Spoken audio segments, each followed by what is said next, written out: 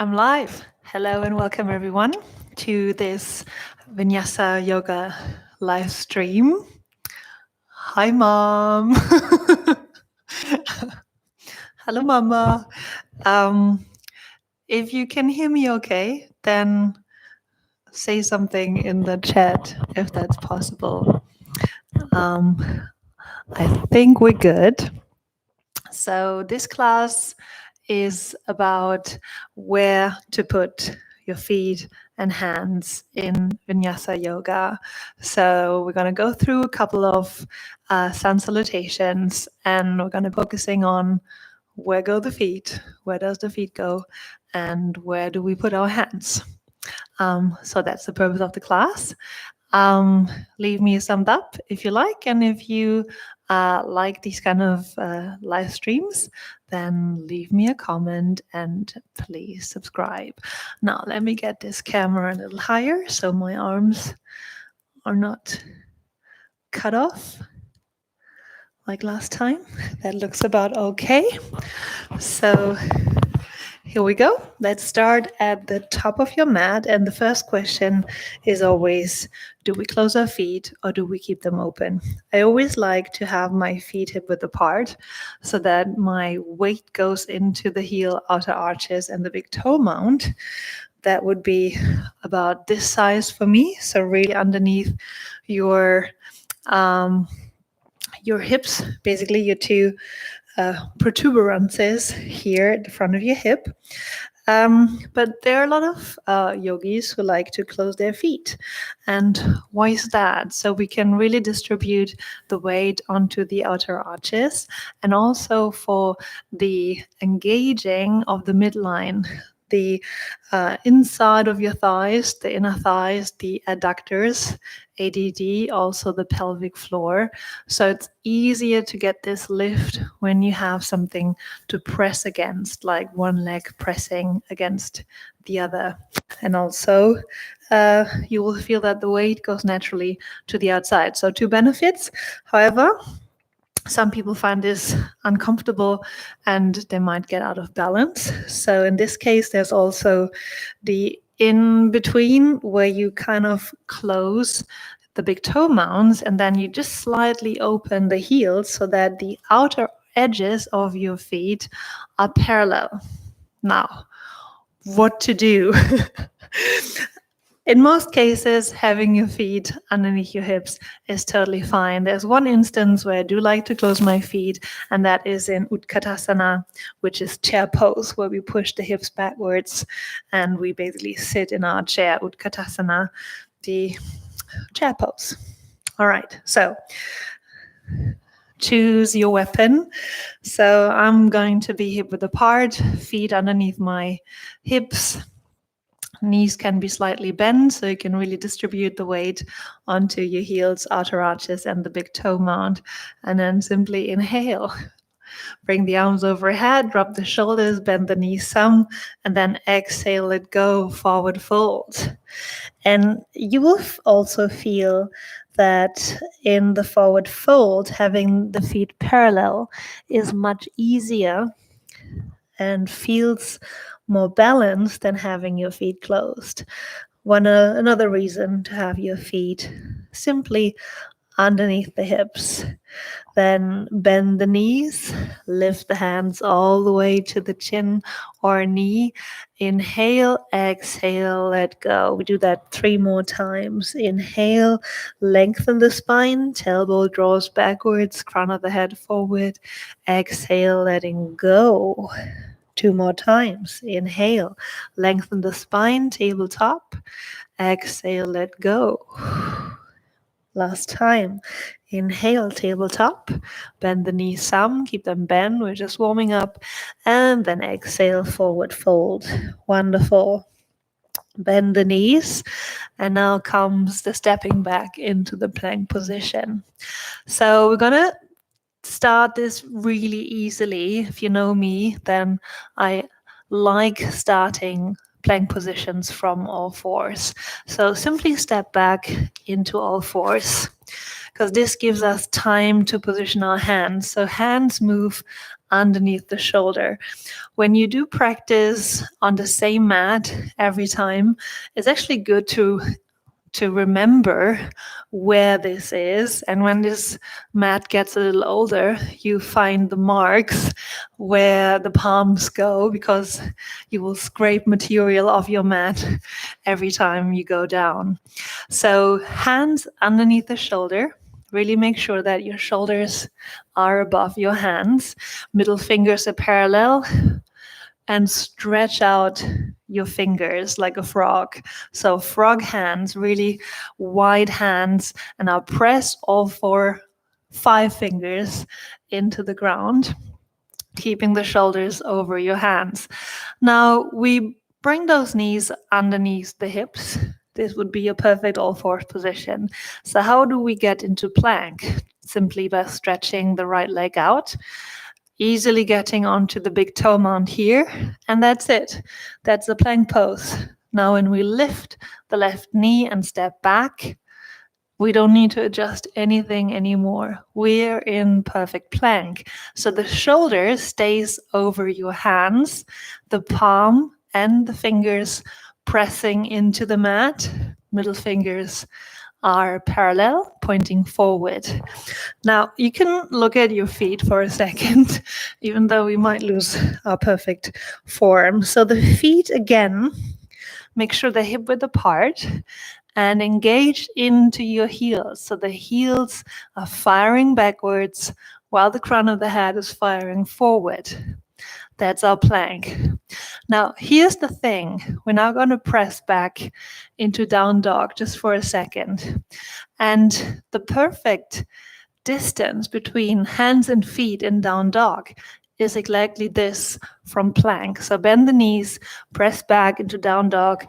Try to resist to move hands and feet, and try to get into your down dog without moving your feet or your hands. Feels good? So the idea of down dog is not to get those heels down as much as possible. Down dog, is actually a spine lengthener.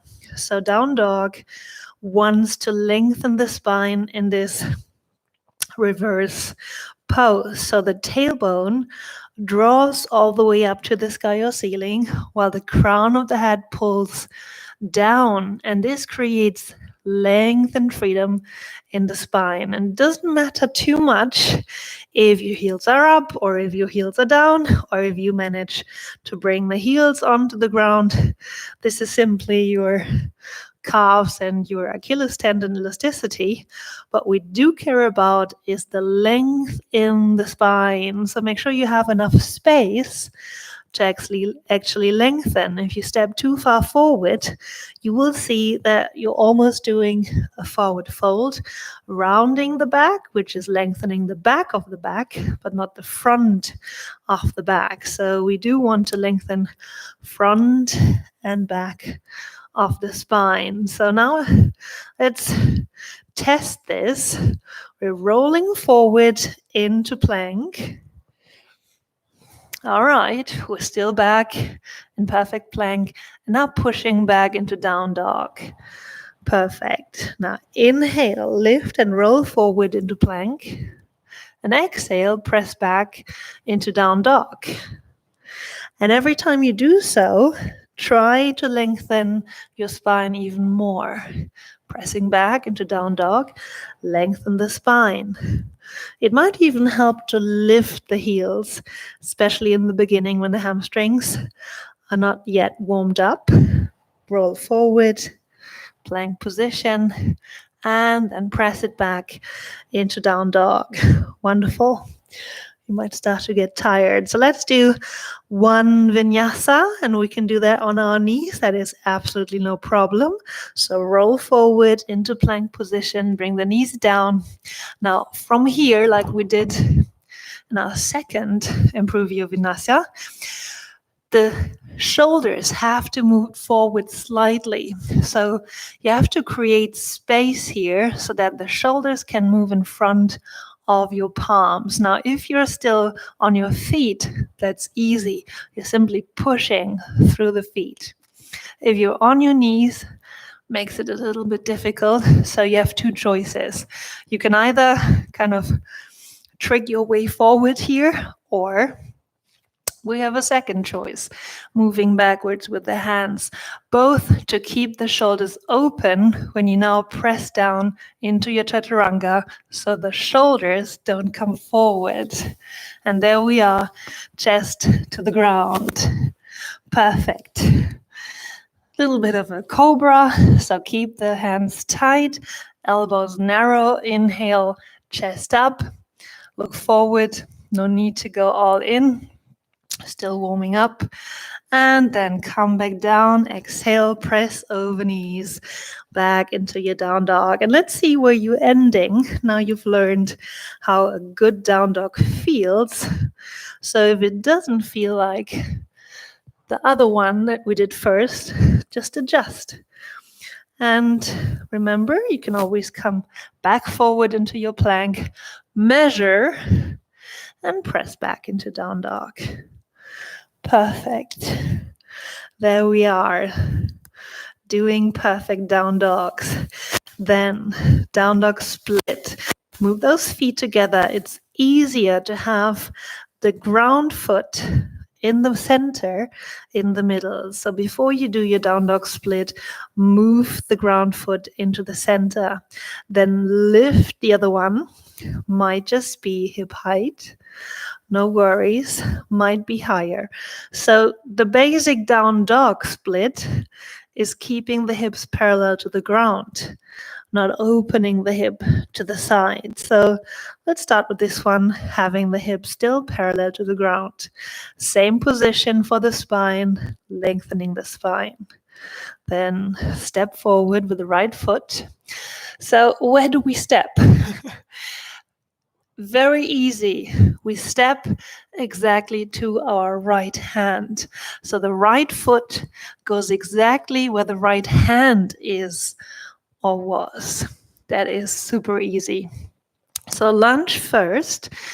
And here you have a few choices. If you have very good balance, you can do your lunge position with both feet on the same line. If you're having tricky balance, then open the foot a little bit to the side so that you have more space to stand on. And if from your down dog split, you're not getting all the way forward with the right foot to the right hand, just grab your calf and step the right foot forward. Doesn't matter how many seconds or breath it takes you, it is always better to have good posture and good form than to rush with the breath. Then, once we're aligned, so both feet point into the same direction, back foot is on the big toe mound, foot and hand are at the exact same position from our plank and down dog. And now we lift. And that's it. That is our lunge. High lunge position. And this is the perfect distance for your legs.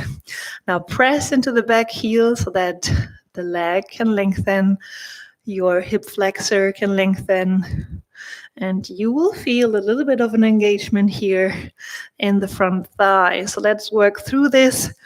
Inhale, kissing the shoulder blades, pulling the arms down, elbows narrow.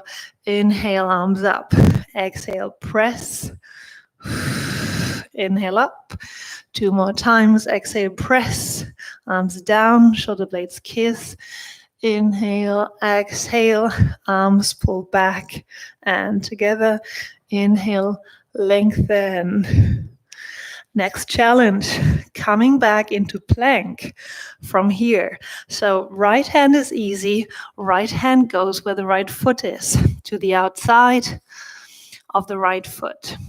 Left hand goes to the same distance, so we're still shoulder width apart with both hands. If you start memorizing where your hands go, this will become a lot easier. And then we're simply stepping back because our back foot is still in the perfect plank position, you should actually end up simply by shooting out the right leg to be back in your perfect plank. If you want to test, go back into all fours, arrange your hands, arrange your knees, shoot out, and there you are. So that should have been pretty much your perfect plank now. Now chaturanga, pressing forward. If you're on your feet, fairly easy. If you're on your knees, find a way, maybe by marching the hands back, then lower down, narrow your elbows, chest, hip, knees come down to the ground, hands backwards, elbows narrow. Inhale, Cobra. Take it easy.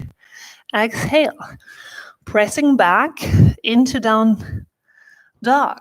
So since we were still on our perfect plank when we were lowering down, basically all you got to do is flip the feet onto the toe mounts and then push yourself up, sucking the navel in, push up, push back. And that should feel just as well as before. So you can lengthen the spine and the front and the back at the same time. If it doesn't feel good, step it forward. No worries. And marching out your feet is always a good way to find that sweet spot. All right, testing again, rolling forward into plank. Feels about good. Push it back into down dog. Here we are.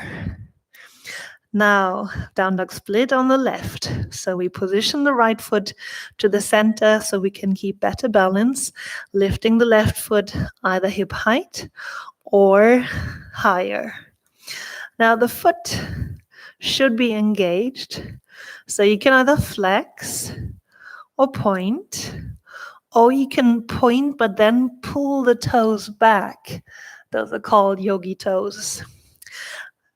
All are fine, just don't let the foot hang. Keep it engaged. Make sure you keep the hip closed so both hip points point towards the floor. Now, where does the left foot go in lunge? Where the left hand is. So let's move that foot forward and try to land where the left hand is. Now, if the first step isn't far enough, memorize where the hand was, put the foot where the hand was. Now we're good to go. Remember, the narrower your feet are, the more balance you need. The more you open, the more stand you have. Then inhale, lift the arms overhead, keep the front knee bent, pressing into the back heel, engage into the whole back leg, release those shoulders. Now exhale, pull the shoulder blades towards each other, pressing up. Inhale, lower down, exhale up.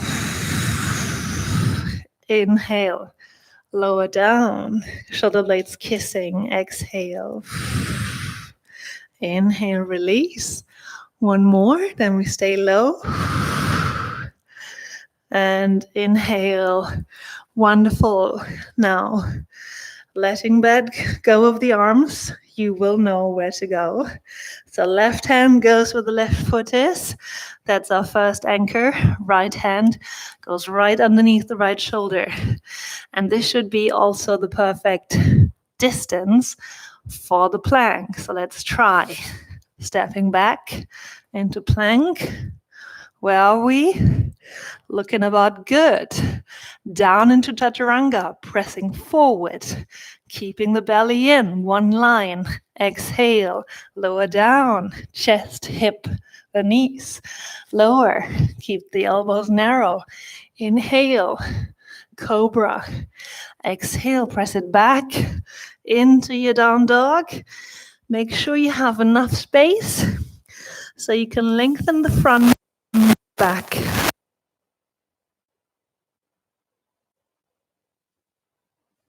pulling down. If you're uncertain, if you're in the right position, no worries. Anytime, come forward into plank, adjust your hands. Sometimes easier if you have your head above your hands. And from there, press it back into down dog. Wonderful. Feet hip width apart, at least for now. It's all geometry. It all makes sense now, I hope. Then let's move on to warrior. And then I will let you go into your evening with all these new alignments. So we're going to march to the center. Left foot stays in the center, down dog split. Now this time we're going to open the hip.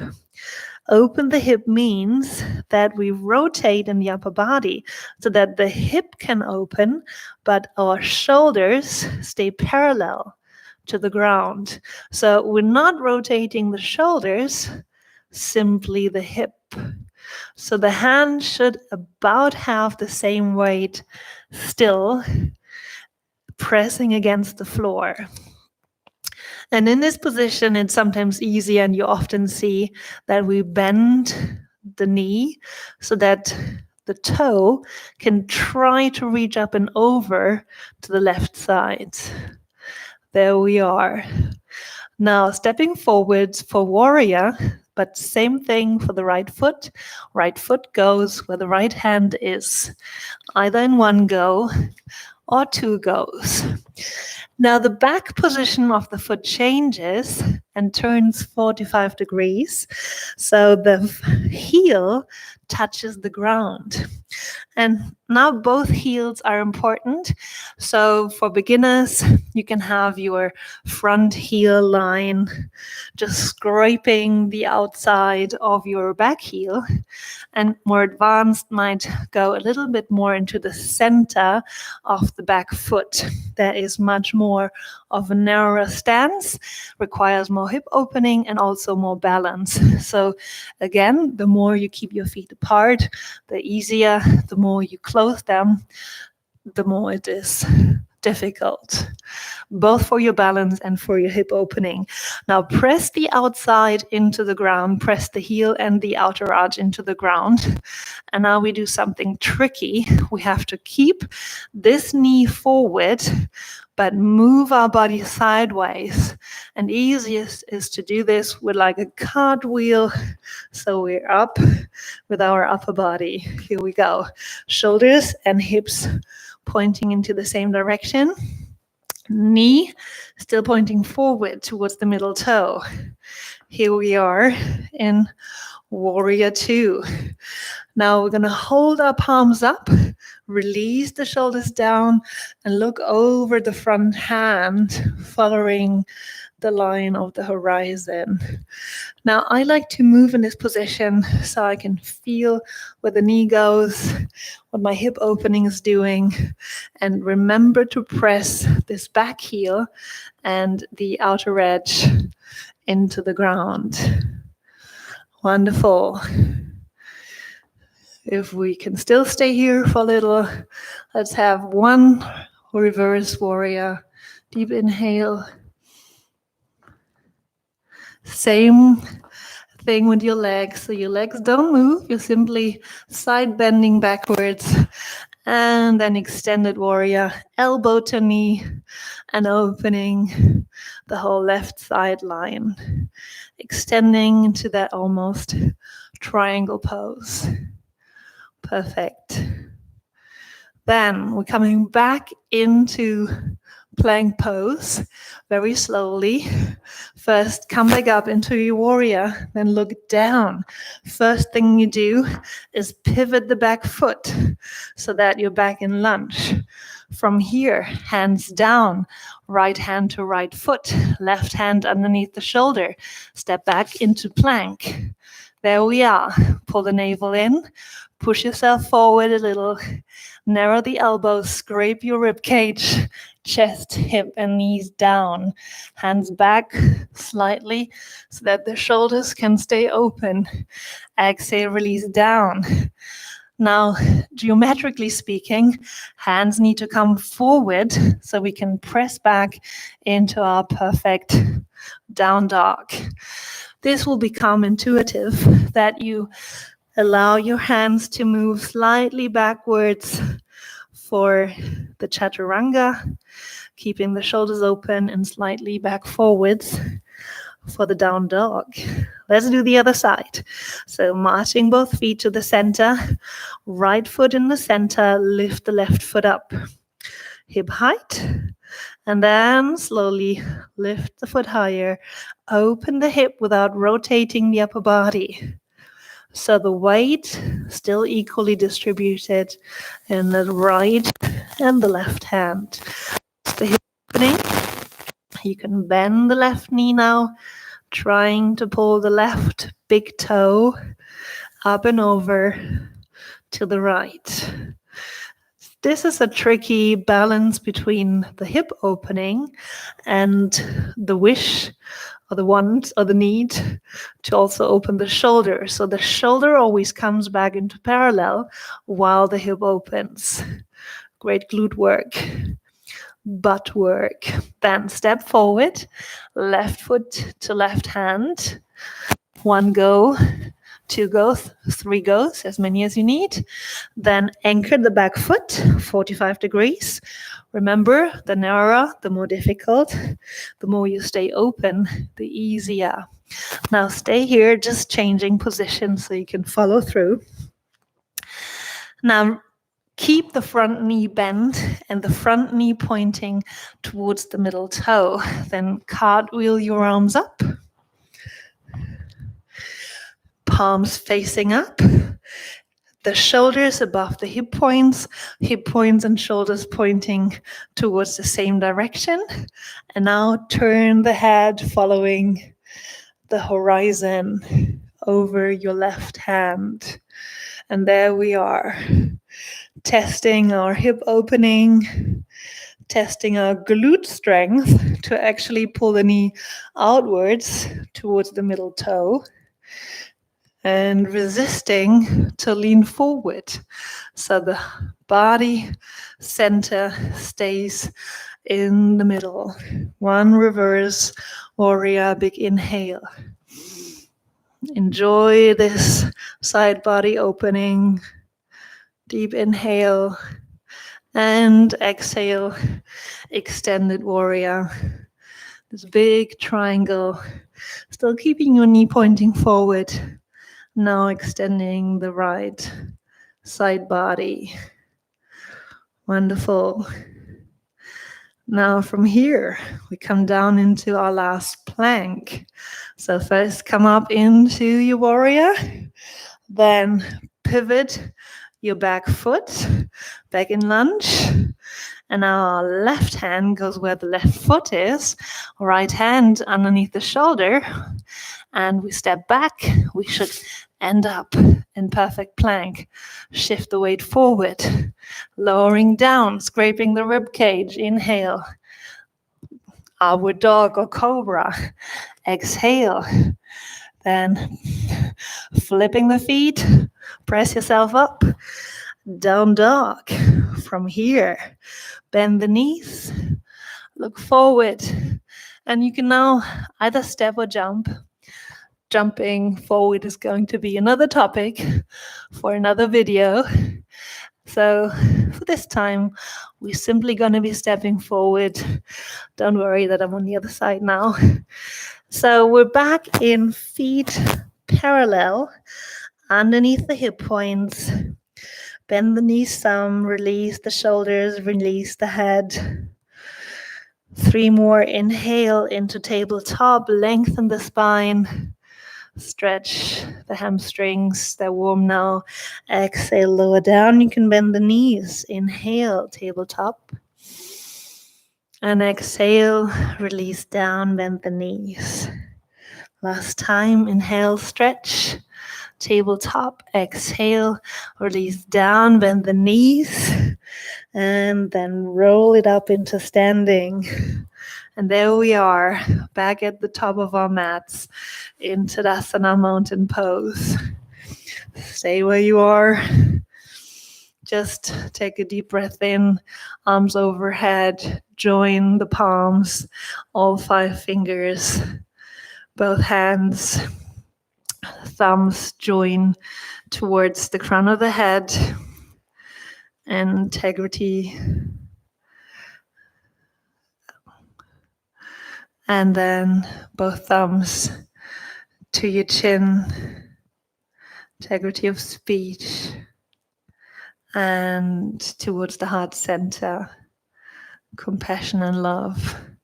I lost the clarity of thought. Of course, I do wish all of you clarity of thought, and namaste. Thank you so much for joining and going through the Vinyasa hands and foot positioning.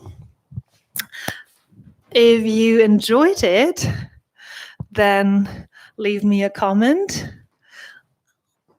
And if you have, hello Gerd, any requests for future videos, also let me know in the comments below.